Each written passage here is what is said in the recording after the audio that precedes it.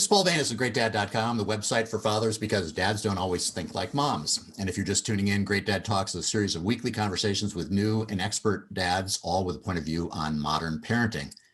And I'm a life coach, and I specialize in working with new and experienced dads. And in these talks, I get a chance to talk to dads and get a feeling for how fatherhood is evolving in our modern era. And you can find more about my coaching and our other resources at GreatDad.com/coaching. And today I've got two interesting guests in a topic area that I don't know a lot about, but I've always been really interested about it. I actually tried to persuade my wife to get into this, but we're going to talk about foster care with Derek Cain and Daniel Mose of SAFY.org. That's SAFY.org. So welcome, Derek and Daniel. Thank you. Thank you, Paul. It's great to be with you. Yeah, so SAFY has a variety of services, and maybe we can get into a little bit about what other things you do, but specifically we're going to talk about your promotion of both of your recruiters actually trying to find families for foster kids, and that's what we're really going to be talking about today. So one of the two of you, maybe you could talk a little bit about the other services that SAFY does and what role you play nationally in the whole foster care service organization.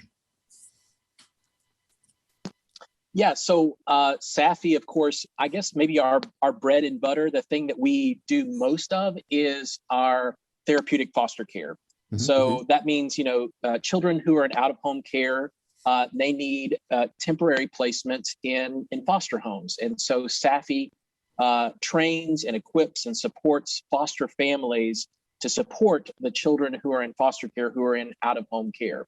But beyond that, we provide also older youth services, independent living services, along with family preservation services, behavioral health services, and then adoption services as well. So those are just some of the things that are on the menu at SAFY as far as the services that we provide.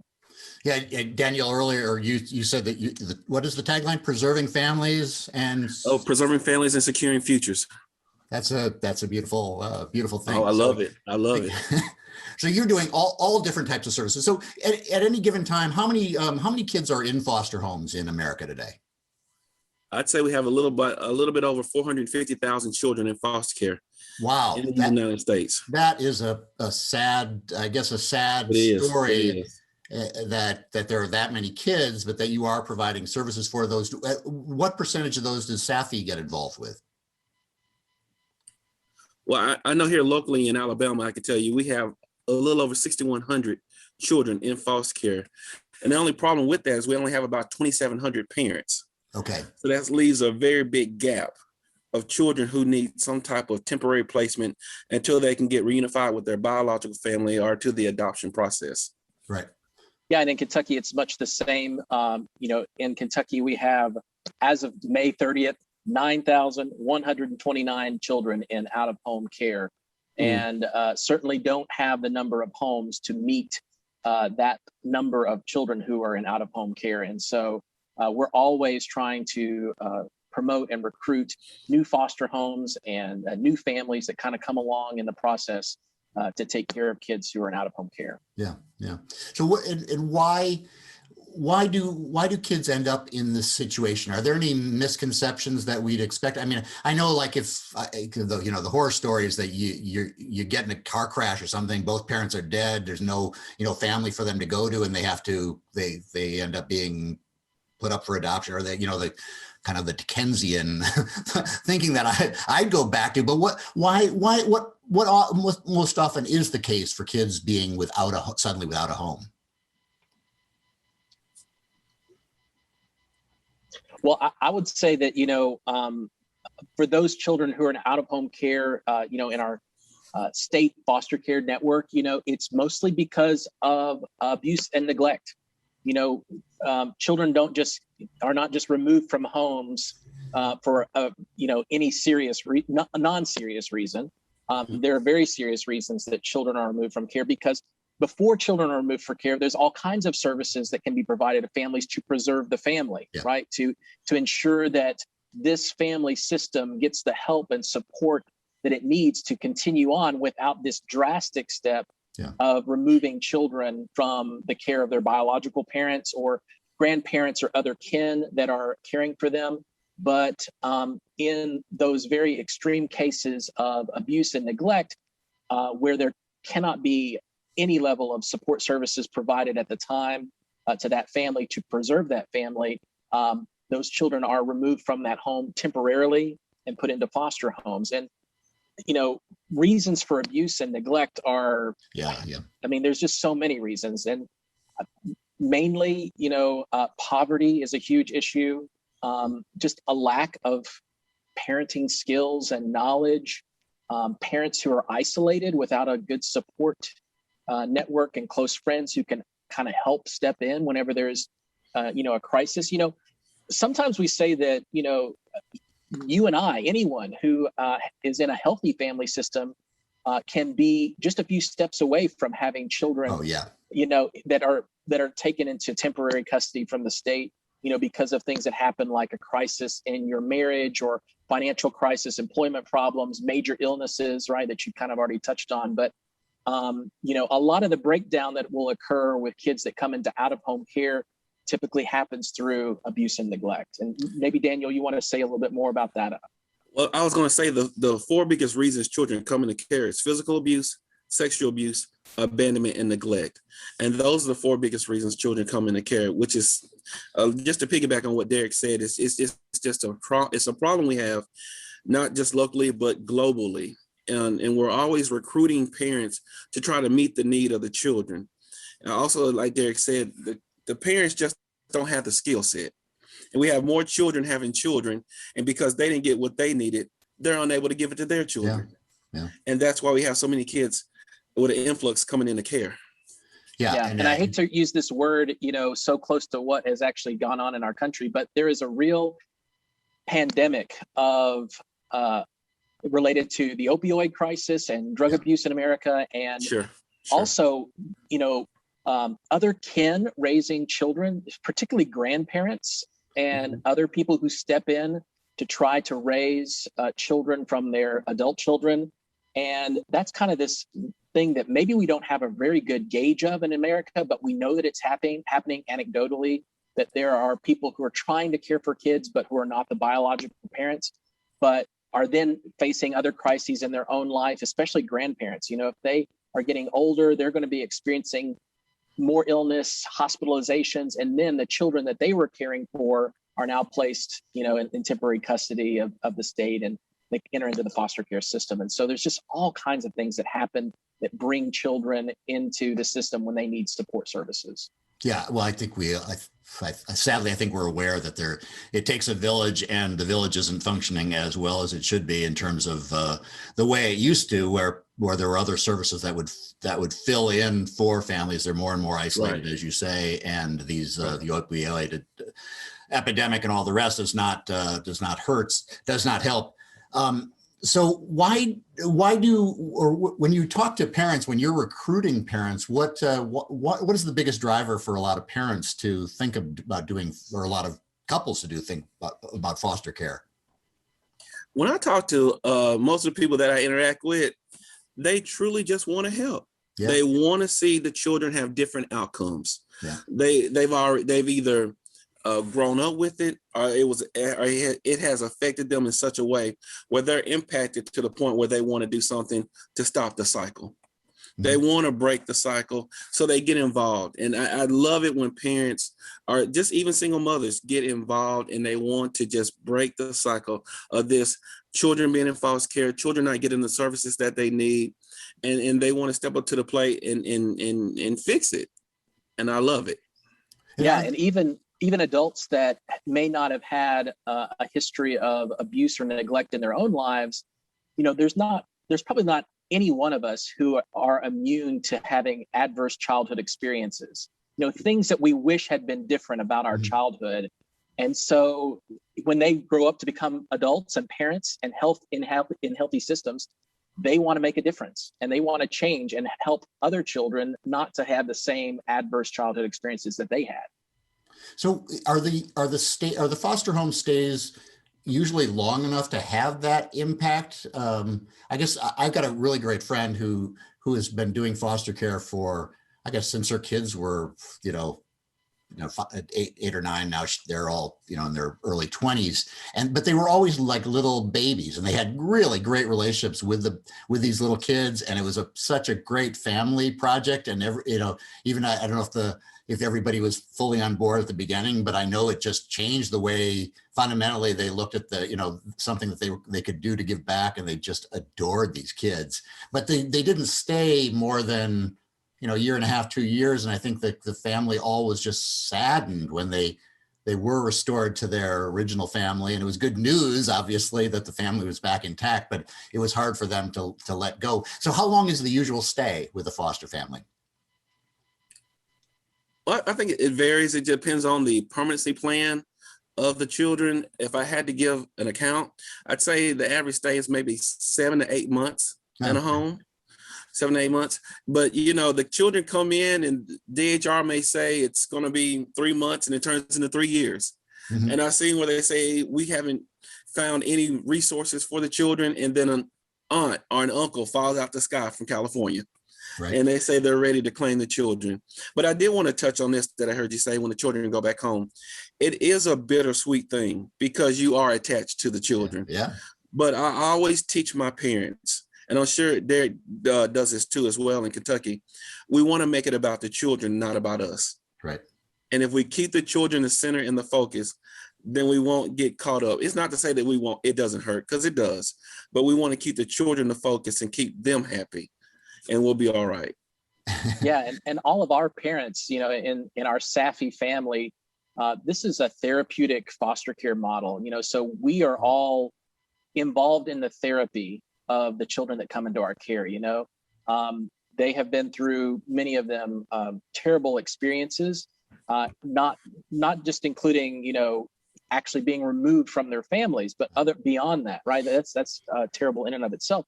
And so foster families that are in our SAFY network are a part of that therapeutic process, and so we're interested and engaged and plugged into how do we support the kids that are in our care best so that we meet their goals. And if their goal is reunification, then that's what we're working towards. If their goal is going to be adoption, then that's what we're working towards. If their goal is going to be, right now I have a 17-year-old who is with me, and he's my foster son. His goal is not really reunification. His goal is not adoption. His goal is to become 18, get a job, and live independently, right? Wow. So that's another goal as well, because every year we have something like 23,000 kids in the United States who are aging out of foster care. Yeah. We can't forget about them. What support services do they receive? What kind of connections and mentorship do they get after they age out of foster care? So that's an important component to all of this too. So you raised that raises an interesting question. I guess if you've got a 17-year-old foster child, you're probably going to have a lifelong relationship with him. Whereas if you are a foster parent to a 2-year-old, that might be when you hand the child back to their family, that might be the last time you stay in contact with them. It could be, but we also encourage our families to stay connected to the biological families. Like, this is a partnership, and so when a child is in, our custody, whenever they are placed in one of our therapeutic foster care homes, it's not like the therapeutic foster care family has no contact with the biological family, because again, their goal, if it's reunification, is to maintain a relationship with their children, even through the process where the children have been removed from their home. And so even having foster families involved in family therapy sessions with the biological family is important, right? It's to kind of make this seamless and this kind of cohesive connection between foster family, foster youth, and biological family that, again, just strengthens weakened family systems that already exist, right? So if I could graft, a family that's struggling financially or struggling with domestic abuse or alcohol or drug abuse onto a healthy family system that can show and model and really just be there to provide support for that biological family while they're caring for their biological children, what better relationship could you have or hope for that unhealthy system to improve and get better so that they can continue to raise their kids, right? Yeah. Right. So what type of, you're both recruiting, I assume there's some sort of outreach. I don't know if I've ever seen any real advertising for to become a foster parent, but what kind of parents or what kind of families are most, are the ones that you try to recruit or who are most interested in this as an option? Well, I'm looking for parents, single, married, LGBTQ plus, it doesn't matter, who just have the right heart, that have the right mind, who are going to be patient. Yeah, patient. Unconditional love. Yep. Flexibility with our children. Because in Alabama, the typical age child that we have is from 5 to 21. We range from 5 to 21, but the typical age child we have is 11 to 19. So if you're working with that age group, that population of 11 to 19, you got to be flexible. You got to be loving and patient and conditional in order to have success. And that's what it takes if you're going to serve our children. But when I'm out recruiting, I just want people who can show me just a glimpse that they got the right heart. And once I see that, then we can go from there. Yeah, well, it sounds, Go ahead, Paul. Well, it sounds like you just summed up what people who are probably already good parents, and they probably already love their kids and love being, moms and dads, are the same types of people who would make good foster parents. Absolutely. Yeah. People who are working, people who are employed, people who are retired, people who are empty nesters, people who are single parents, people who are experienced parents, people who have never been parents before. And that was the position that I was in whenever I became a foster parent, because I'm not married. I had no family, no children of my own, but I knew that I had this calling to have a family and to give back, to try to make a difference in the life of my community. And I was not a parent before I was a foster parent. And when I became a foster parent, the whole world of parenting gets open to you. You get connected to different groups, you get connected to different resources and mentors, and you start to learn the parenting process in a way that maybe being a biological parent with a newborn, that's quite different than becoming a new parent of a 13 or 15-year-old and never being a parent before. But one of the great things about SAFY is we have terrific training.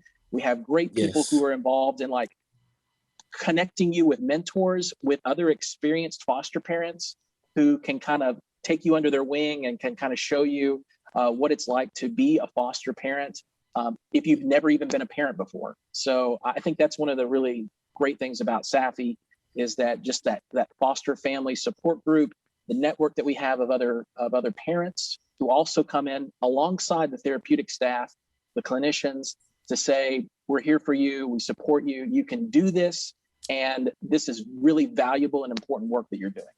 Yeah, immensely important. It's a really beautiful story. So what is the maximum age of a potential foster parent? I mean, because it sounds like something maybe a lot of people who are retired, or I've got kids 17 and 21, so we're soon to be empty nesters, and I would love to have a foster child because I have just adored every moment of being in that role of being a supportive person and helping in that way. So am I too old already at 64? Absolutely not. I had a foster parent, and nobody would believe this. I had a foster parent who lived in one of our counties. She was 87 years old, but she was sharp as a whip. And she only wanted older males. And they absolutely loved her. Yeah. They loved her. I mean, she had a husband, and they were both, when they got licensed, I think they were both like 77. And he was about 80. She was 77. She was 77. He was 80. And he passed away while they were fostering. Oh. And you should have seen the outpour of the children that they had served that came to the funeral. I mean, it was just beautiful. Absolutely beautiful. And she stopped when she was 87. So we had her for at least 10 years. Wow. Yeah. So there's no maximum age to fostering. The minimum age for most states is 21, is the minimum age. Although there are some states that allow adults who are as young as 18 to care for children who may be kin, like an older sister or older brother who may want to foster your younger brothers or sisters. Some states have exceptions for allowing them to become licensed as foster parents just for their sibling kin. But 21 is generally the age that among all the states in the United States that you can begin to start fostering, but there is no maximum age. And when you're recruiting, if you're recruiting a family, like let's say I suddenly called you up, then you had to interview my wife and my two kids, I guess. Would you be looking for any kind of warning signs from like, oh, not total buy-in, or how much? I mean, if there wasn't total buy-in, would you still be willing to work with the family to convince everybody, or is if somebody feels a little like it's not for them, you'd just be the wrong people? I'll let Derek go first. Paul, I feel like this is a very personal, and I feel like we shouldn't be doing this on the podcast, but you're asking great questions, Yeah, very good. Because, your family is not just you and your wife. It's not just, becoming a foster family, becoming a foster parent is not just a decision that you can make on your own. It requires even people beyond your family to provide support to your family while you foster. So, of course, during the interview process, there is a home study that is written all about you and your marriage and your children and your home and your neighborhood. You'll hear lots of people who talk about like the adoption process, how difficult it can be to go through the home study process. We try to make it as painless as possible, in therapeutic foster care, because we need homes and we need foster parents. And as we interview these families and discover and kind of unearth their family systems, we're not necessarily trying to weed people out. We're not trying to say, well, this is going to be something that, because you had, a drug charge from 15 years ago, or because you've got tattoos up and down your arm, that somehow exempts you from being a foster parent. There are clear criteria regarding like criminal history and things like that we would check on a background check. But as far as like how your family is designed and its makeup and what kind of supports you have as a family right now, because bringing more people into your home is a stressful event. Adding new children into your lives is a stressful event, and it can stress even the strongest support systems. Not to mention the kinds of things that foster children will bring into your home that will kind of test your resolve and your ability to provide a therapeutic environment. So we try to kind of discover all of that in conjunction with the couple or the single person or the family with children, inviting them all into a conversation about what this will mean and look like for their family. I've been talking a lot. I'll let Daniel say something else about that too. I think you pose a very good question, Paul. When I go to do an informational session with a parent, and that's when I go to their house or meet them at the park or at the job or wherever they're comfortable at, I look for passion. I look for desire. And I listen to the words that they use, because that's important to me. Now, if they're on the fence, because we have a 90-day process here in Alabama to get licensed, and there are classes that they have to attend where we go over different scenarios and situations, or what it would be like if a child was placed in your home. So in the event that a child is actually placed, you're ready. I tell them to come to 3 meetings. I observe them as they listen to the material that's presented. And then in Alabama, we have a mutual selection process. We can select people out, and we feel that we think that it's not ready. They're not ready for this. And it will become apparent, because if you do not have the right passion and desire for this, you will not succeed. And my children just deserve passion and desire. They deserve that. They don't deserve someone who's a little shaky. And well, I want to do it, but I just don't know. No, you have to be all in. You have to be all in to be successful at therapeutic foster care. And a lot of times it's educating them between traditional foster care and therapeutic foster care, because therapeutic foster care is more intense. The issues are more severe. They've been more traumatized. And that's why they're in therapeutic and not just based in traditional foster care. Well, maybe we should differentiate between those two. I assume one is where the kid has had severe trauma, is going through some sort of behavioral issues in addition to needing a home. Is that what the difference is? Well, traditional foster care is kind of like, let's say the parents died, okay, or the parents went to jail, something like that. When they, I hate to use the word, but graduate up to therapeutic, there's some real traumatization that's going to and happen in their life. Like I said earlier, physical abuse, sexual abuse, and neglect. Those are big issues that we try to tackle every day with the children that we serve. Children in traditional foster care haven't necessarily had all that taking place with them. That's where they're allowed to stay down in traditional foster care. When they elevate up to traditional, therapeutic, some issues have really happened. Okay. All right.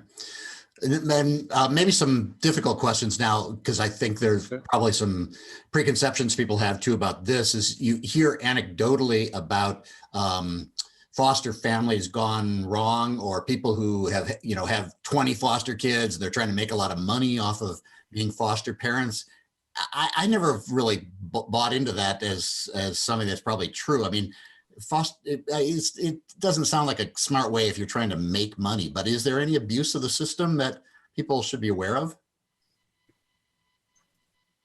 Well, we do have people who try to come in and the focus is money, but I can assure you, we have a very strict selection process.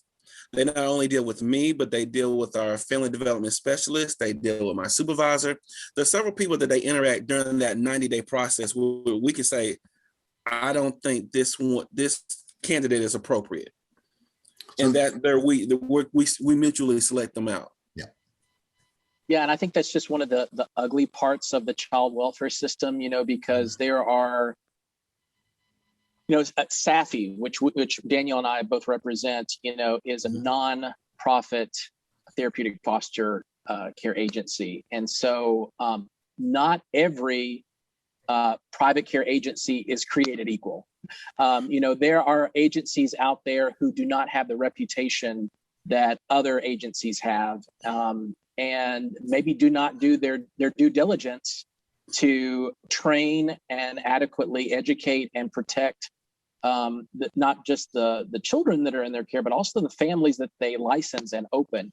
But states, depend on not just, their network of state foster care agencies, but also on these private care agencies to place children, because there's just a shortage, of homes. And the state, foster care system can't do enough to educate and support the families that they service. And so the children who need additional services or advanced services are usually placed within private care agencies like SAFY. And so there's certainly oversight among those agencies, but many of them, as I said, are not up to par, with where they should be. And unfortunately get cited, year after year about things that they need to change. But when you are researching, if there's anybody listening to this podcast now who's thinking about becoming a foster parent and just doesn't know how to even begin, as far as like, what agency do I go with? Where do I? It's research. Talk to other people who have had experience with the agency that you may be considering, and get their own testimonials. Don't just go to their website and read the testimonials that are on their website, but actually talk to real live people who have experience working with that agency, and talk to your local DCBS workers or your local state agency workers about the private care agencies, and get a recommendation, get a referral, because they'll be able to tell you the right one to go with, and each one is a little bit different, Right. SAFY is among a whole menu of other private care agencies, but they are definitely all different. So go with one that you think you can trust. And certainly, like Daniel said, go to a few trainings, go to a few meetings, because, not only are we kind of testing them and trying them out, but they're also testing and trying us out as well. Absolutely. Okay. And then we were talk a little bit about whether there are there are mixed race foster care situations, and whether, because I know that is a debate in the adoption area, and whether that's possible to be a foster parent for a child that's of a different race, or does that differ by state as it does for adoption? Not in Alabama. I mean, we love who we love. The kids don't care. Black, white, red, purple. The children that we just want love, and they don't care who it comes from. They want to be in a nice, safe environment. Yeah. They want to be in a loving home. They want structure. Even though they're defiant to get it, they still want it at the end of the day. And like I said, it doesn't matter who they get it from. A lot of my most successful placements are cross-cultural placements. Mm-hmm. I have a parent now that lives in Wetumpka. She's African-American, and she has 2 Caucasian boys. And you could not pull those boys from her or from them if you wanted to. You have a fight on your hands. And they love each other, and it's just beautiful. That's all I really had to say. It's that kids just want love, and it doesn't matter who it comes from. One of the things that kind of is in the news right now in Kentucky is related to fostering and the LGBTQ community, because there's a certain agency in our state who's been given an exemption from the way that they train and license foster parents, in that they would not license openly LGBTQ couples. And so our current governor and administration are not going to extend that exemption to that agency any longer. And so the question becomes, well, what agencies in Kentucky right now really do support LGBTQ plus families and couples providing safe foster homes? And SAFY is one of those agencies. And I know that it is across all of our states, where we support and encourage and promote LGBTQ individuals and couples to pursue fostering as a way of building their family and supporting people and giving back to their communities, where they may not be able to find that with every agency that they try to go with. Absolutely. Well, that's wonderful. As you said, it is about finding the environment where the kids will get the love and the support they want. We often get hung up on all these things that have no relevance to what the core mission is. So I want to make sure that I'm clear as to what SAFY does, and I don't know if you want to give any more texture to what SAFY does as a nonprofit organization playing the role of mostly therapeutic foster care, as I understand it, versus other organizations that are doing regular foster care. But do you I hate to use the word compete, but are you stacked up against other organizations like yourself if people were looking to be a parent or to find a placement? We do have competitors. It's healthy, and a lot of times we know each other because we went to school together. They just work for different agencies. So we do have competitors. And a lot of times when I'm doing events, I see some of my competitors out there, competing for the same families, but it's all healthy competition. Yeah. And we're all a part of networks that are in this work together. And so quarterly meetings and monthly meetings, where especially through, the pandemic, they were much easier to attend virtually, with people who could just talk about what issues that they see in their own area. I'm here speaking from Kentucky. Daniel's there speaking from Alabama, but in Kentucky we have a variety of different regions and different places that have their own unique challenges and difficulties. You have urban versus rural, and those sorts of things that come into play as well, and just the kinds of things that any agency would want to have support and feedback from. We're all really working together to try to solve these issues and make child welfare better for the kids that are in our states and in our communities.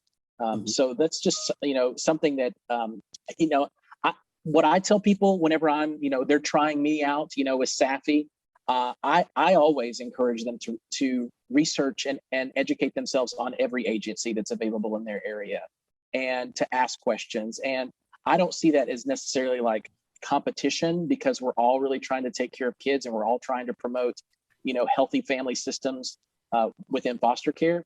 So SAFY may not be the best fit for everybody, but I think that we provide a really excellent menu of services and support to our families.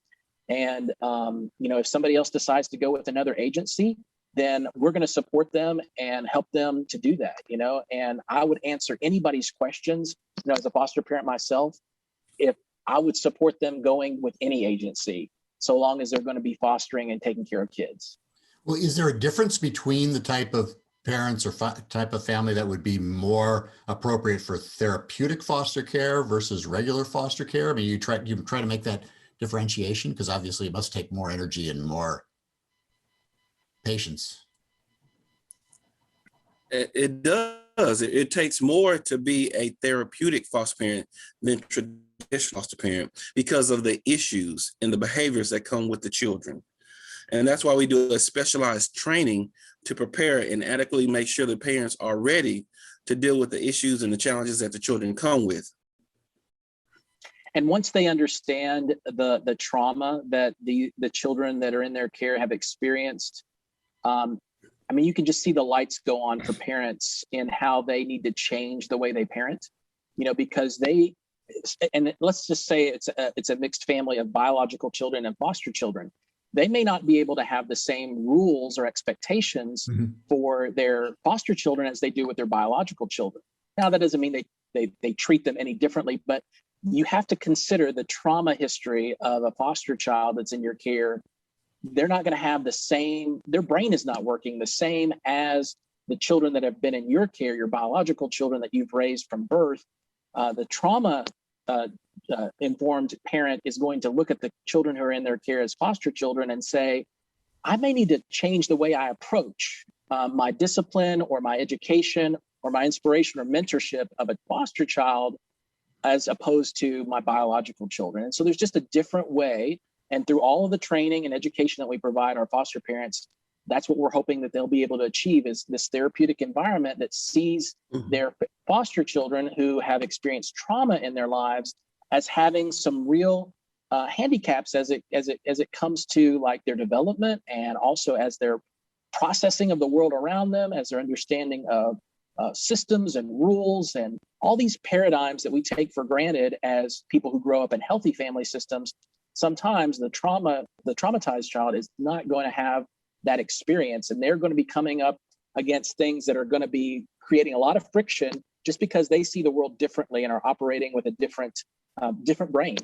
Physiologically, their brain is different if they've been traumatized. So we provide that training. We again provide support to parents through this network of mentors and support systems, and it's just one of those things that we just have to educate parents on. And then once they get it, they get it. Yeah, I can imagine that's pretty, if you are a parent thinking about the differences between those two, it's probably pretty obvious to you whether you think you have the space and the emotional energy to. Can I go a step further? Sure. I'll be honest, I had the training to be a foster parent because they made all of us go through it so we would have a better understanding of what the parents are learning. I took the class in 2001. After that class, I no longer corporal punished my children because I learned that was not effective. They taught us to use loss of privileges, which was more effective because I'll be honest, my parents were old school. Yeah, sure. Which were like a lot of us, and they believed in corporal punishment. And I was raising my children that way until I had that class. And when I had that class, I learned different techniques and tools I could use where I didn't have to use my hands, I used my head. Sure. And it works. It worked. I'm here to tell you as a bona fide fact, it works. I have a 18-year-old son now. And when I want to get his attention, I take the court to his PlayStation 5. I don't have to whoop him. I don't have to. He's 6'1". He's the same size I am. So why would I tussle or anything like that with him when I got control and I'll just take that cord? And it works. Sure. And he gets the message that, you know what? I need to tighten up. I need to do what I need to come into compliance. And it works. There's no whooping. There's no loud talking. There's no yelling. I take the court, he understands, he gets in compliance, he gets the court back. It's problem solved. And I learned that through those classes. And this is with my own children. Yeah, it's good. So yeah, I think that trauma-informed care will make anybody a better parent. You know, just as you understand the healthy brain development of children and understand, you know, that traumatized children's brains develop differently and they have very different maladaptive coping mechanisms that they've had to use to survive. Right. And that may not work in your healthy home system, healthy family system. Their coping mechanisms may not work. And so it's teaching them and kind of moving them from these old neural pathways of coping with their problems and coping with the trauma that they've experienced to a new way of thinking, like a whole new paradigm shift of like, I'm being taken care of. I'm in a safe environment with people who love me and care for me. And I don't have to behave or act in the same ways that I've acted before to protect myself or my siblings. And these people are here for me. And it can take a long time to relearn those systems and relearn those paths, you know, like just to change your behavior and your attitudes and things like that. But for experienced parents and foster parents who've been through great training, they see it and they see the changes that can be made in children's lives, and they are capable. They're so resilient. Children are so resilient. They can learn and can adapt, but they need healthy families, dads and moms, single people, LGBTQ plus people, different people of different races, coaches and mentors and teachers, all to model and show them that they're safe and they're being taken care of. And they have a future. Okay. That's right. So if somebody were listening today and it just, you know, just curious and hasn't done any research, where would you direct them to go just to get the basic facts on what foster care, where would they even start? I tell them to go to our website at www.SAFY.org and just pick the state that they're in and just, you know, ask for more information. And they can get information on both therapeutic and regular foster care there? Just therapeutic. Just therapeutic. But for the general foster care picture, is there they can go to the local county Department of Human Resources, or I think in Kentucky, you said it's DCS, Derek. Their local county will have that information for them. And childwelfare.org is a great resource for people just looking for general information about child welfare in general and all the things that involves. You know, most people, you know, whenever they are interested, they're going to Google and they're going to Google foster home or foster care in local city, and there's going to be all kinds of results, obviously, for that. But go with the ones that look the most legitimate and trusted, and talk to people locally about their recommendations for agencies. And one of the best referrals that you could get is probably from your local child resource center, you know, whether it's your Department of Community-Based Services or something akin to that in whatever state that you're in. They can give you good referrals to private care agencies, or they may want to give you more information about becoming a traditional foster home. Or if they know that you are actually looking to work and support youth that have therapeutic needs, they're going to point you in that direction. So everybody is out there to help. I'll say that, you know, like they're going to be looking for ways that they can get you connected with the resources that you need. And there's going to be people who are going to be excited to help you along the journey. Well, great. It was really an interesting conversation. I'm glad you guys made time to talk with me today. The message of hope and love and supporting our kids is just so heartwarming to anybody who's had kids or knows the effect of having a stable home for kids, even if it's a temporary thing while the family problems get resolved and get back into order. And it's just a very, very sweet story. So good on you guys for doing this work. Derek Cain, Daniel Mose, both recruiters for foster homes in therapeutic foster care, and you can find them at SAFY.org, SAFY.org. And thank you again for your time. I'm Paul Banis of GreatDad.com. And if you're interested in our coaching services for new and older dads, you can find more at GreatDad.com/coaching. So thanks again, Derek and Daniel. Okay. Thank you. See you next week. All right.